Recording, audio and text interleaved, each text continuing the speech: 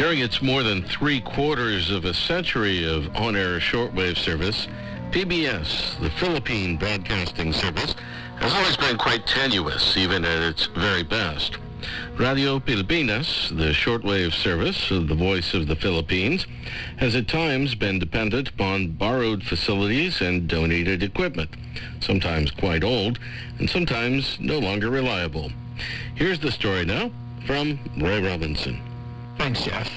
On September the 4th, 1947, the United States government signed a document on behalf of the Voice of America for a new and somewhat temporary relay station at Malolos, some 30 miles north of the capital of the Philippines, Manila. VOA took out a lease for 5 buildings at the Bulacan Trade School, mainly imported Quonset huts, and a total of 5 transmitters were installed, 2 50-kilowatt medium-wave units and 3 shortwave units for international coverage. At one stage, VOA operated a Manila address at 964 Taft Avenue. 2 of the 3 shortwave transmitters at Malolos were 50-kilowatt RCA units, model number M1733OA, each with dual-channel operation. The RCA serial numbers were numbers 524 and 527. And there was a third RCA transmitter, a 7.5 kilowatt model ETA MI725, serial number 4654. A total of 10 rhombic antennas was installed, and programming was beamed to China in Chinese and English. When in use with the relay of VOA programming, the shortwave transmitters were identified in VOA scheduling as Manila 1, Manila 2, and Manila 3. When they were on the air with PBS programming, they were identified on air simply as PBS Malolos. A set of temporary coordinating studios for PBS was installed in an already available public building in Manila on the 4th floor of the Ramon Rosses building. Occasional additional programming was prepared in the United States by United Nations Radio in New York City. In the era immediately following the end of World War II, the shortwave scene in the Philippines was so convoluted and mixed up, with so many stations relaying programming from other stations and utilizing a strange mixture of various designated call signs, it's almost impossible to trace who was who back at that time.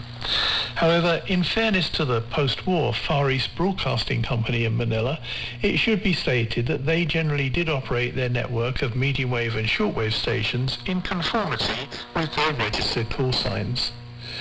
When conditions began to return to somewhat normal during the latter part of the 1940s and into the 1950s, the registered call signs for PBS shortwave were listed in the DUH series. Consecutive call signs identified consecutive shortwave frequencies, with DUH2 on 6170 kHz, DUH3 on 9570 kHz, DUH4 on 9615 kHz, and DUH5 on 11840.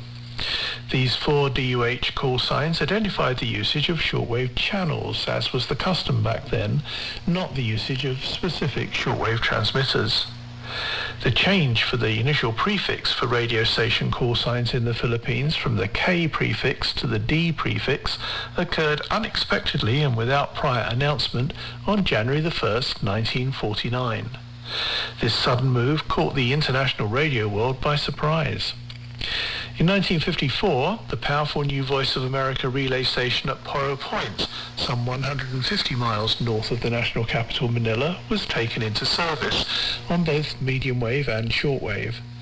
However, at this stage, the VOA usage of the 6-year-old Malolos station, Manila VOA, was retained with its regular scheduling of VOA programming. In addition, PBS programming on shortwave continued from Malolos according to their prior scheduling. However, in 1968, a huge new VOA shortwave relay station was taken into regular service at Tinang, some 50 miles north of Manila, with ultimately a dozen huge transmitters at 250 kilowatts each. In addition, a total of 31 curtain antennas was installed. At that stage, the VOA usage of the now 20-year-old, somewhat temporary station at Malolos was discarded, and whatever was left of its serviceable equipment was donated to PBS. In 1967, for example, the year before the completion of Tinang, PBS was listed with just 2 hours of daily programming on channel DUB4 with 5 kilowatts on 3286 kilohertz. But during the next year, 1968, PBS shortwave was shown with call sign DUB4, now on 3156 kilohertz, together with call sign DUH2 on 6170 kilohertz, maybe with 50 kilowatts or whatever was available. 2 years later again, in 1970, after VOA Tinang was activated, PBS was shown with 7.5 kilowatts on 9580 kilohertz and maybe with 50 kilowatts on 11950 kilohertz. These days, in 2022, Radio Pilipinas PBS is listed with a nationwide network of 24 or more medium wave and FM relay stations. Their programming on shortwave is provided by VOA at their huge relay station at Tinang. PBS shortwave via Tinang currently targets Japan, Russia, China, India, Southeast Asia, Europe, the Middle East and North Africa, with scheduling as follows. Their Tagalog service can be heard from 17:30 to 19:30 local time or 01:30 to 03:30 UTC on 9960, 12120 and 15190 kilohertz. Their English service can be heard from 0200 to 03:30 local, 1000 to 11:30 UTC on 12010, 15640 and 17820 kilohertz. And Radio Pilipinas' programs can also be heard via live web stream on TuneIn from 0730 to 2000 hours UTC. PBS Manila on shortwave has issued many QSL cards, though at times somewhat spasmodically.